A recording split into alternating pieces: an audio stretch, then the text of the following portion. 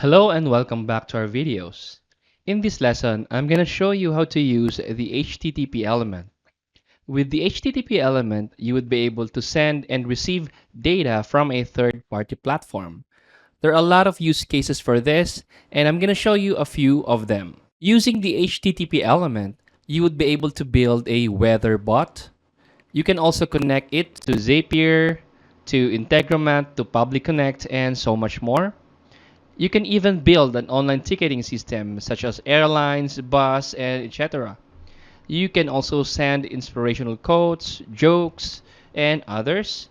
And you may also build an e-commerce customer support using the HTTP element.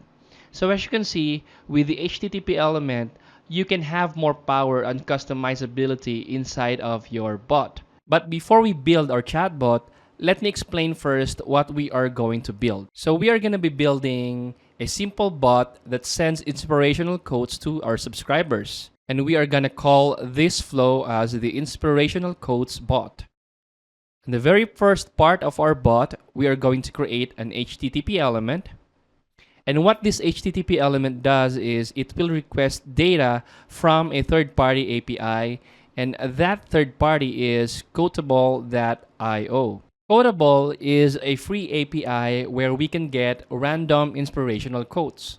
So after sending our request, Quotable would respond with a random quote, and we are going to get that data and save that quote on a custom variable. So it would require us to create a custom variable. And after saving that quote or that data on our custom variable, we are going to send that data to Messenger using the text element. So let me review the process for you. First is we are going to build an HTTP element, and that HTTP element would get data from Quotable.io. And once we get that data, we're going to save that data on our custom variable and then display that custom variable on Messenger by using the text element. So if you're ready, then let us go. All right, we are now going to build our inspirational bot. So before we build, we need to create a custom variable. So go to custom variables and then create a new variable. Let's name this variable as my quote. So this custom variable would store the data or the quote that we get from Quotable.io. So let's confirm this. And after creating our custom variable, we can now create a new flow. We're going to name this flow as inspirational quotes bot. Next, we are going to build our first element, and that element is HTTP element.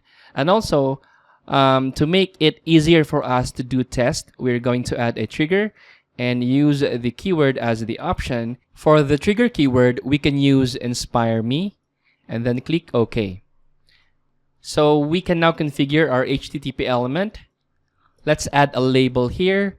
So we are going to use get quote as our label for this HTTP element and click here to configure. In order to configure our HTTP element, we would need a request URL. The request URL would be provided by your API provider. In this case, our API provider is Quotable.io, and this API would provide us with random quotes. So here we can see the production API, and this is the URL that we are going to use. So copy and paste it on our request URL. All right, next is we are going to use a path. So this is the random path code that we are going to use. We are going to copy that and paste it on our HTTP request. All right, after pasting the API path, we can now send a request. To send a test request, all you have to do is click the test request button, and then we will be prompted to provide a subscriber data. So what you're going to do here is you're going to search for the subscriber name of the Facebook profile that you are using during testing. So let's say that I'm gonna search for Calvin because this is the Facebook profile that I keep on using when I am testing my flows. So here I choose the result and I continue.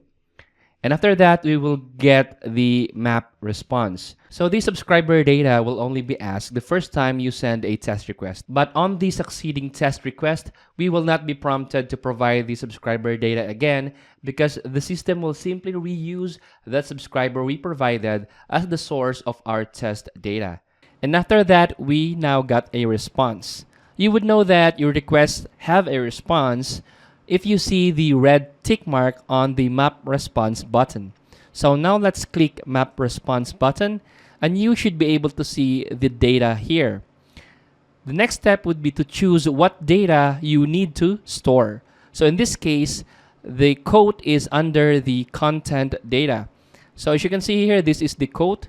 So select this data. And next is select what custom variable you're going to use to store this data. In this case, I'm going to use my quote. Remember, this is the custom variable that we created just before creating this flow. And now, after mapping our response data, we are going to click the Add button. If you do not click the Add button, then your response map would not be added and it will not work. After adding, we can now confirm the changes. The next step would be to send this data to Messenger by using a text element. So let's connect a text element here and let's configure this. For this, we are going to add the custom variable that we have created earlier, the my quote. Remember that this is where we stored the quote. So let's add this and let's add a few statements here. Okay, so this is my statement. This is your inspirational quote. And then add the quote custom variable here and then confirm the changes. The next step is we are going to save and send a test. Great, we now saved our flow. Let's go to Messenger and then let's send a test by typing the inspire me keyword. And as you can see, we now received a new inspirational quote. And if we try to trigger our flow again, we should be able to receive another inspirational quote. All right, this is another inspirational quote. So that is how you get data and display data to Messenger using the HTTP element.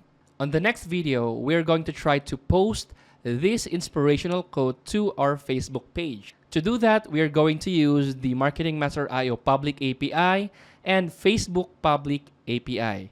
So if you want to learn that, then stay tuned on the next video.